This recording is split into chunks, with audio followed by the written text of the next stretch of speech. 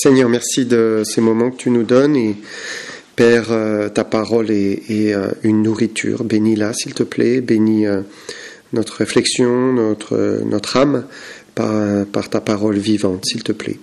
Merci, Père, parce que tout ce que tu nous donnes, Seigneur, est utile pour nous enseigner, nous corriger, nous reprendre, nous édifier et nous aider à propager aussi tout ce que tu enseignes. Seigneur, bénis ces instants, bénis.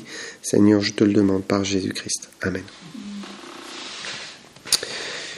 Donc, on continue ensemble la première épître de Pierre. Nous en sommes au chapitre 1, verset 3. Et on va lire ensemble versets 3 à 5. Donc il dit: « Béni soit Dieu, le Père de notre Seigneur Jésus-Christ, qui selon sa grande miséricorde nous a régénérés pour une espérance vivante par la résurrection de Jésus d'entre les morts, pour un héritage qui ne peut ni se corrompre, ni se souiller, ni se flétrir. Il vous est réservé dans les cieux, à vous qui par la puissance de Dieu êtes gardés par la foi pour le salut, prêt à être révélé dans les derniers temps. » Donc, j'aimerais qu'on voit au travers de ce texte pourquoi nous ne pouvons pas perdre notre salut. Malheureusement, on a des chers frères et sœurs qui croient, qui craignent de perdre la vie éternelle parce que ils ont lu un verset qui est ambigu ou parce que ils se sont laissés convaincre par une personne qui leur a montré des versets qui disent que, on pourrait perdre le salut. Et finalement, c'est pas très difficile. Il y a effectivement quelques passages, donc il suffit de les prendre, de les développer, et puis on peut convaincre facilement une personne, parce qu'il y a des passages qui demandent des explications. Mais il y a aussi beaucoup d'autres passages qui nous parlent de la sécurité éternelle, et un plus grand nombre qui nous en parlent.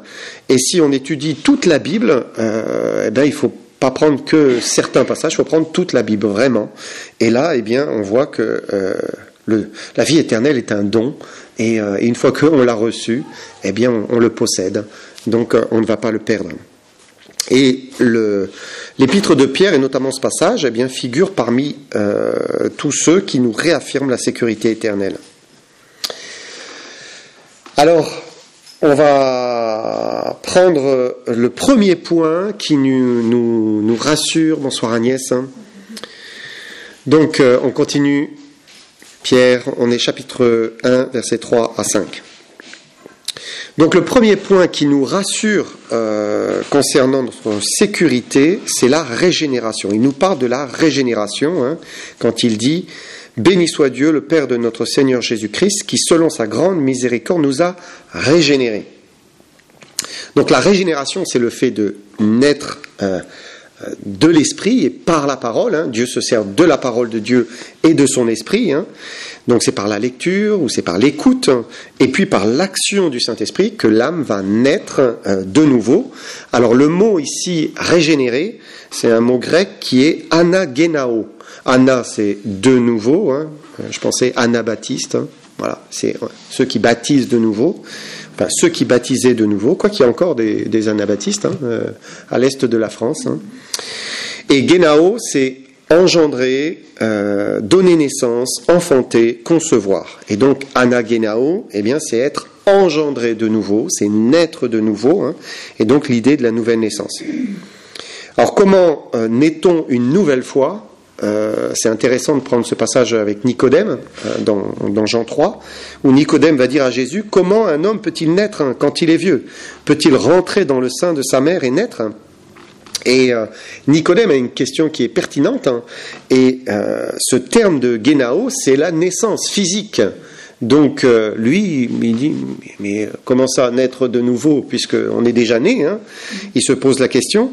Et c'est intéressant aussi de voir, si on veut être précis, que Jésus ne dit pas en vérité, je te le dis, si un homme ne naît de nouveau, il ne peut voir le royaume de Dieu, mais il dit littéralement, si un homme ne naît d'en haut. Et ce n'est pas ce qu'on vient de voir, ana genao, ici c'est genao anoten. Donc c'est naître, engendrer, mais d'en haut, du ciel. Donc on a deux expressions. Naître de nouveau et naître d'en haut, c'est la même chose, c'est l'action de Dieu par le Saint-Esprit, ça vient du ciel, ça descend d'en haut, et Dieu nous fait naître de nouveau. Donc Jésus va dire à Nicodème, ce qui est né de la chair est chair, ce qui est né de l'esprit est esprit. Parce que lui, il pensait à la naissance physique. Et Jésus lui dit, ce qui est né de la chair est chair, ce qui est né de l'esprit est esprit. Et alors il va recommencer et lui redire, nous avons tous vécu la première naissance, cette naissance de la chair, la naissance physique, et Jésus explique que celui qui veut échapper à la mort et avoir la vie éternelle, il doit passer par une seconde naissance, la naissance d'en haut, la naissance spirituelle, celle qui vient de Dieu. Et c'est intéressant que Dieu ait pris ce terme, ce mot de génao, parce que la naissance, c'est quelque chose de définitif. La naissance physique, c'est définitif. On ne peut pas changer ça.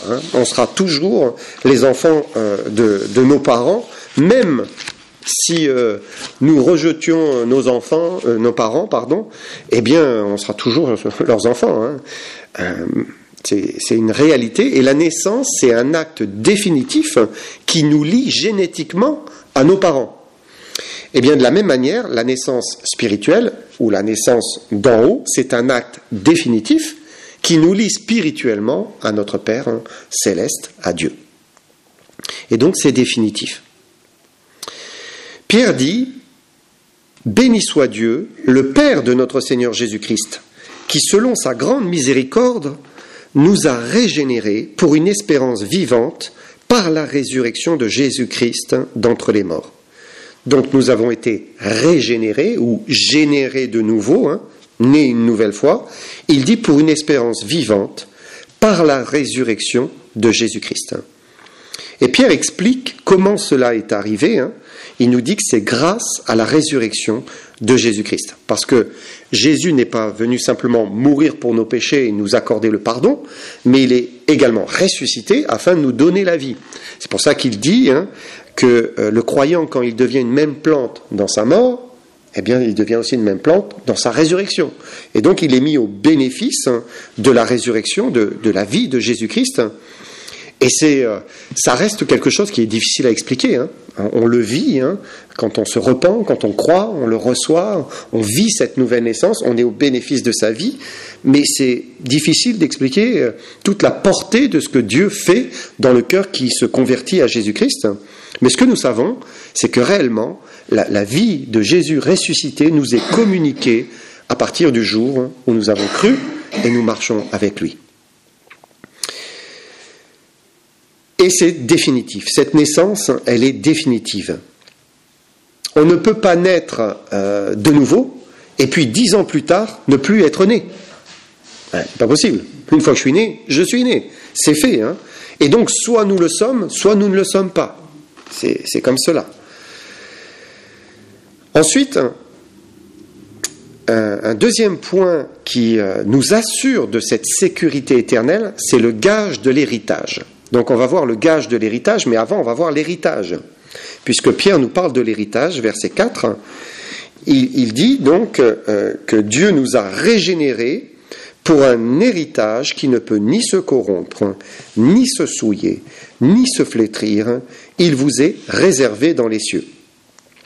Et donc l'héritage, c'est ce que le croyant va recevoir de son Père céleste. Dieu va donner un héritage à tous ses enfants, c'est-à-dire à tous ceux qui sont nés d'en haut, nés de l'Esprit. Et cet héritage, Pierre nous dit qu'il ne se corrompt pas, il ne peut pas se souiller, il ne peut pas se flétrir. Et c'est un héritage qui n'est pas comme les héritages de ce monde. Ici, tout se corrompt, se flétrit, s'abîme. C'est la deuxième loi de la thermodynamique. C'est que tout se dégrade, a tendance à partir vers le désordre. Mais l'héritage céleste, lui, il est éternel. Il reste le même. On ne peut pas le souiller, le salir, le péché, le mal ne peuvent pas le souiller. C'est un héritage pur, sans ombre, lumineux. Il ne se flétrit pas. Ici, tout se flétrit, les fleurs, les feuilles, et même notre peau, malheureusement, se flétrit petit à petit avec le temps. Mais il n'en est pas ainsi de l'héritage éternel. Voilà, il reste le même. C'est quelque chose qui est inaltérable. C'est parfait. Et ça reste parfait, tout le temps. Alors décrire l'héritage, c'est difficile, hein. On ne peut savoir que ce que Dieu nous révèle, hein. Et il nous parle de la vie éternelle. Mais est-ce qu'il a décrit en détail? Ben non. On sait que ce sera quelque chose de merveilleux, dans la beauté, la pureté de ce que Dieu a fait, dans la gloire, hein, la magnificence, hein, de sa présence, hein. L'héritage ici-bas, sur terre, ça se résume souvent à des biens, voilà, des terres, parfois une maison, parfois un peu d'argent. Mais là, Dieu nous parle de choses qui sont grandioses, qui sont durables, hein, qui sont précieuses, hein. C'est une vie qui ne s'arrête pas dans la présence du Créateur. C'est ça notre héritage, hein, d'être avec lui pour l'éternité. Et Dieu nous a régénérés pour cela, pour recevoir l'héritage. Et il n'a pas simplement voulu que ce soit une belle parole. Donc, ce qu'il a fait, c'est qu'il s'est engagé. D'abord, il nous donne la promesse. Il est sérieux, il ne ment pas, il le fera. Mais en plus, il nous parle d'un gage. Et j'aimerais qu'on prenne un passage d'Éphésiens, chapitre 1, versets 13 à 14. Éphésiens 1,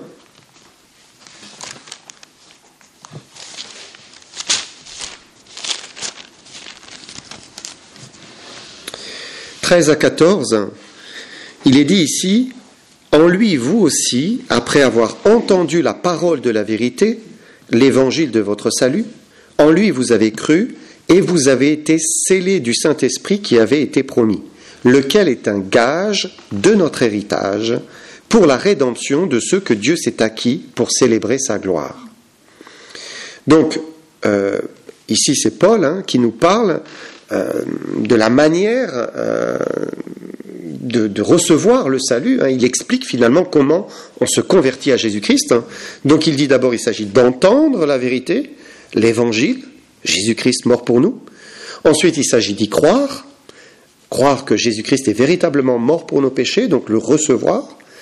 Et ensuite il dit que nous sommes scellés du Saint-Esprit, donc Dieu donne le Saint-Esprit qui entre dans le cœur de la personne qui croit véritablement Jésus-Christ mort pour lui, qui se repent de ses péchés.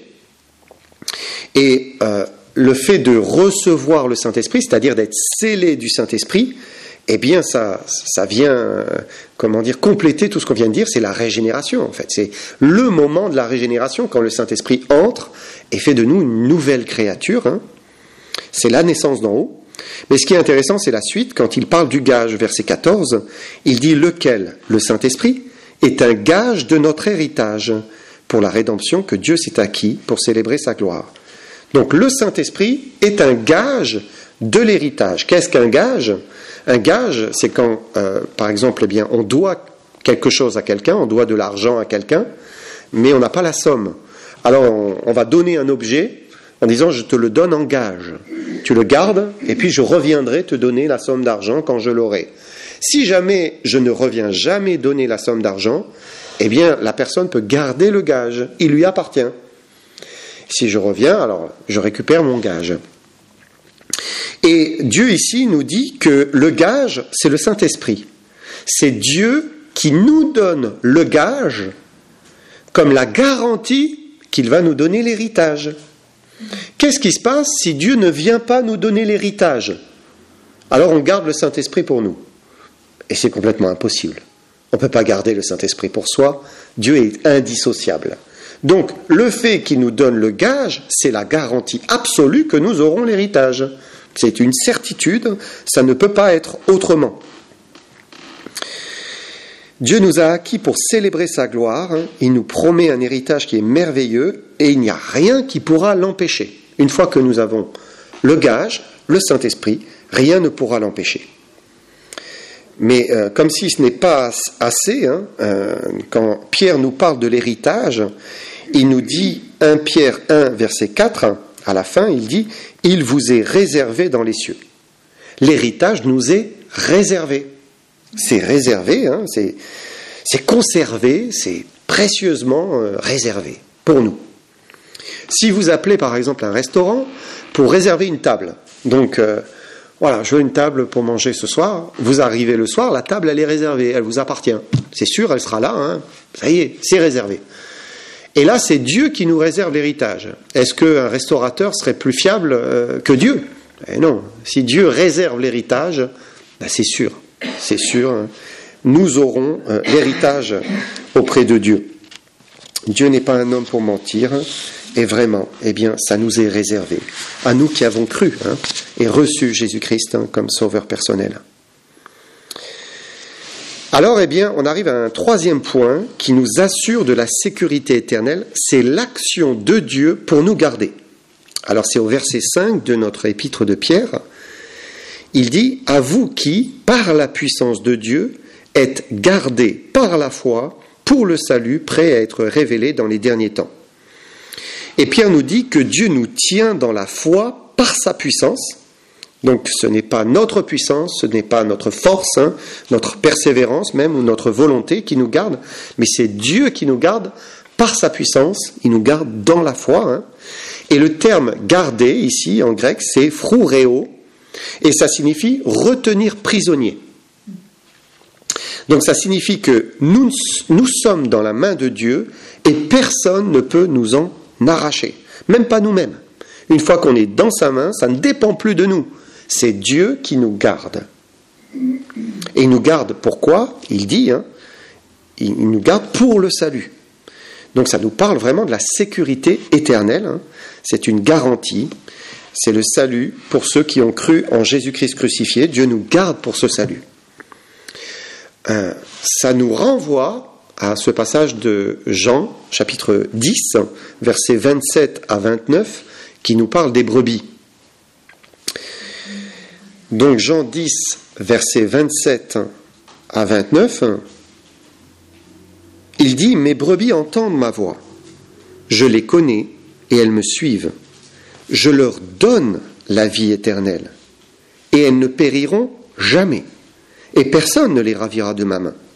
Mon Père qui me les a donnés est plus grand que tous, et personne ne peut les ravir de la main de mon Père. » Donc là, Jésus nous parle du don de la vie éternelle, c'est un cadeau que Dieu fait à ceux qui croient en son Fils, et il dit bien, elles ne périront jamais. Jamais, c'est jamais. C'est terminé.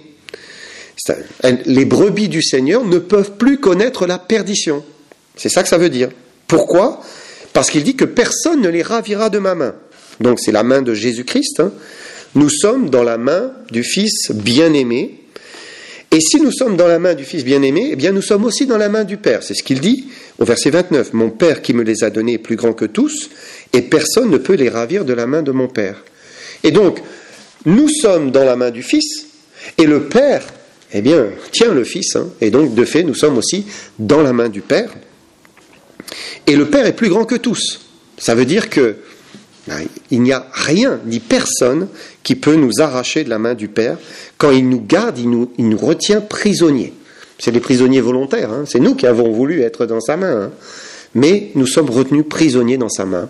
C'est la garantie que nous serons sauvés. C'est un peu comme un père qui tient son petit enfant de 4 ans, là, il marche et l'enfant il tire, il a envie de partir et la main du père, elle n'a aucun problème pour tenir la main du fils, et elle la tient fermement. Et si le fils s'échappait, il pourrait être écrasé, mais non, le père le tient bien fermement et il n'y a aucun risque, il est en sécurité, malgré lui. Eh bien, c'est la même chose. De la même manière, Dieu tient le chrétien.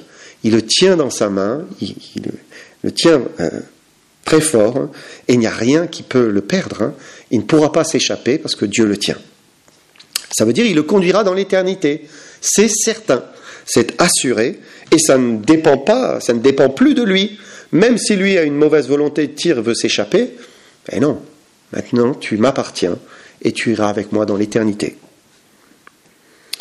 Enfin, Pierre termine en disant, verset 5, on le reprend, « À vous qui, par la puissance de Dieu, êtes gardés par la foi pour le salut prêt à être révélé dans les derniers temps. » Donc, le salut qui se trouve en Dieu, on peut dire qu'il n'est pas encore révélé puisqu'il sera révélé dans les derniers temps. Ça veut dire qu'il est caché en fait. Aujourd'hui, il est caché.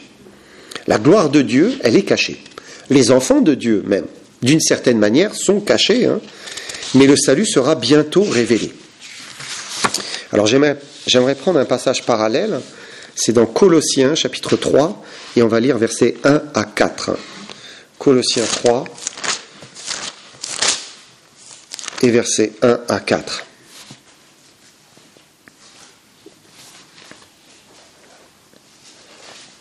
Il dit, « Si donc vous êtes ressuscités avec Christ, cherchez les choses d'en haut, où Christ est assis à la droite de Dieu. Attachez-vous aux choses d'en haut, et non à celles qui sont sur la terre.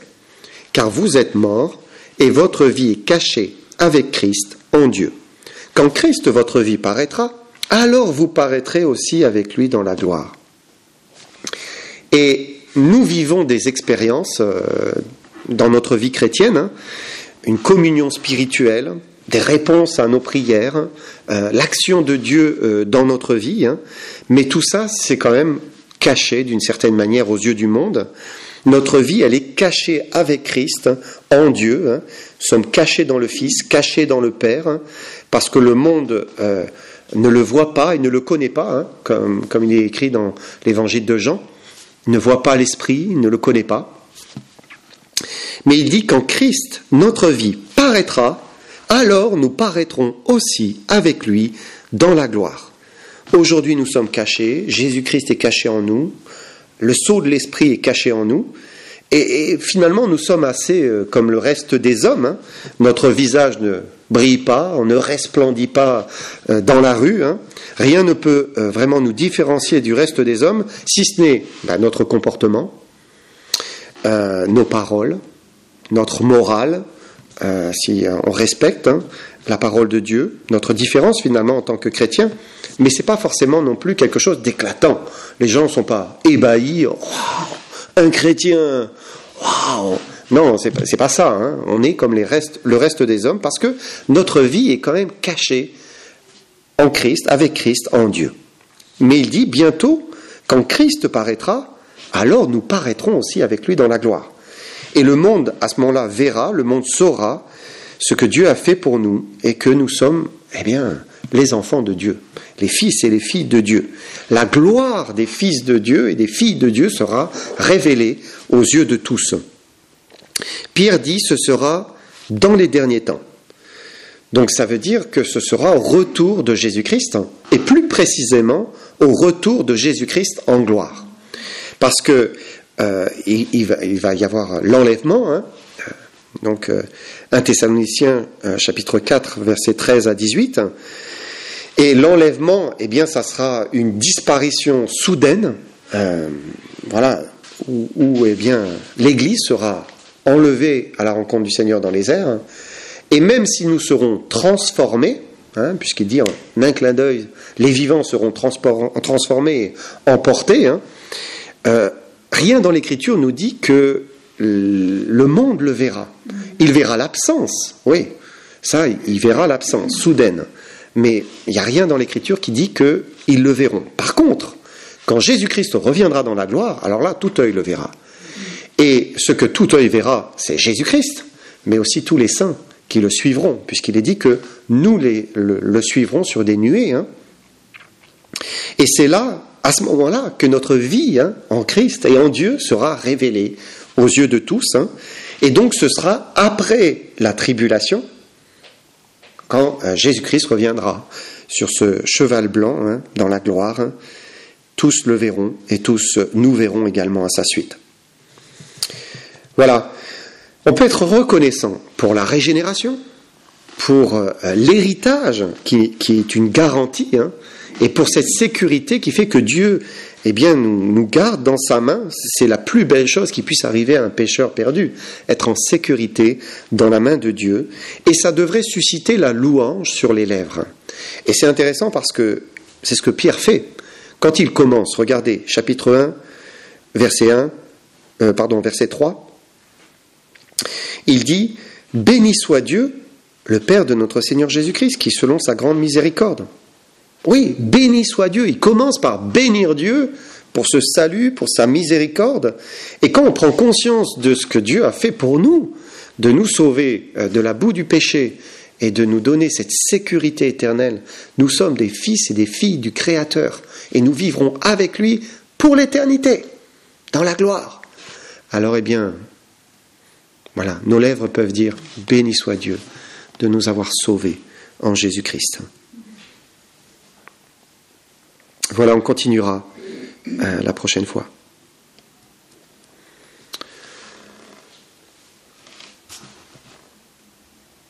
Alors, je ne sais pas si ça suscite des questions. Dans l'autre étude, on a abordé un petit peu les passages difficiles. Parce que eh bien, certains s'accrochent à des passages et pensent qu'on peut perdre le salut. Ça va être par exemple Matthieu 24-25 quand il dit « Celui qui persévérera jusqu'à la fin sera sauvé ». Donc c'est sûr, quand on lit ça, on se dit « Mais si moi je chute et je tombe et je m'écarte du Seigneur, je serai perdu. » Un peu comme les témoins de Jéhovah. Si vous leur dites « Mais si vous arrêtez d'aller à la salle du royaume, je suis perdu. C'est fini. » En fait, quand il dit « Celui qui persévérera jusqu'à la fin », il faut le regarder chaque fois qu'il le dit. Il le dit quelquefois dans les évangiles, dans 2 ou 3 évangiles, et notamment dans Matthieu 24-25, mais il le dit dans Matthieu 24-25. Et ce qui est intéressant, c'est qu'au début du chapitre 24, Jésus ouvre une parenthèse. Pourquoi ? Parce que les disciples lui posent une question. « Seigneur, quand cela arrivera-t-il ? Quand sera ton avènement et ton royaume ?» Et alors Jésus commence, il y aura des guerres, des bruits de guerre, des famines, etc. Et puis il va parler de l'abomination de la désolation, de l'amour qui se refroidira, de toutes ces choses. Et au milieu de tout cela, il dit, celui qui persévérera jusqu'à la fin sera sauvé. Donc c'est pas pour l'Église. Pardon ? C'est pas pour l'Église. Non. C'est pour les gens qui vont rester dans la tribulation. Exactement. D'accord. Oui, c'est les chapitres 24. Oui. Et quand on arrive... Donc il y a chapitre 24, chapitre 25, où il y a les vierges, la parabole des talents, donc les brebis et les boucs. Et quand on arrive à la fin, donc au début du chapitre 26, là il est dit, quand il eut terminé tous ses discours, ils partirent, je ne sais plus. Et donc c'est Dieu qui referme la parenthèse. Il a ouvert la parenthèse avec la question et il la ferme au chapitre 26. Donc vraiment, c'est une période de temps définie qui est future et il est en train de nous parler vraiment de la tribulation. Et nous croyons que l'enlèvement aura lieu avant la tribulation. Il y a suffisamment d'images et de textes qui nous renvoient plutôt à un enlèvement avant la tribulation. Nous ne sommes pas destinés à la colère dans 1 Thessaloniciens chapitre 5, mais à la possession du royaume avec notre Dieu. Un autre passage qui pose problème, c'est, connaissez ce passage dans Hébreux, où il est dit que ceux qui ont goûté le don du Saint-Esprit, il est impossible qu'ils soient encore renouvelés et amenés à la repentance. Donc, je pense que c'est Hébreux 6. Et donc, avoir goûté le don du Saint-Esprit et puis après être perdus. Pourquoi ? Parce qu'ils se sont écartés, ils se sont endurcis. Mais en fait, d'abord, il faut regarder que c'est l'épître aux Hébreux. Ça s'adresse à des Juifs. Et quand on lit toute l'épître, on voit que l'auteur, il est en train d'interpeller ces Juifs en leur disant, mais finalement, il faut faire un choix. Il faut se prononcer pour Jésus-Christ. Il faut croire en lui, il faut entrer dans le repos que Jésus-Christ offre. Et donc, il ne faut pas être chancelant. Et il est probable que ces Juifs étaient assis entre deux chaises.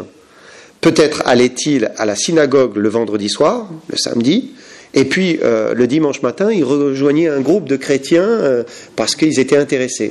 Donc, ils étaient là un coup à droite, un coup à gauche. Ils goûtaient aux choses spirituelles. Ils entendaient le Saint-Esprit leur parler par... ce qui pouvait être lu ou prêché dans les groupes de chrétiens, mais ils ne faisaient pas le choix. Ils retournaient ensuite le vendredi suivant dans la synagogue.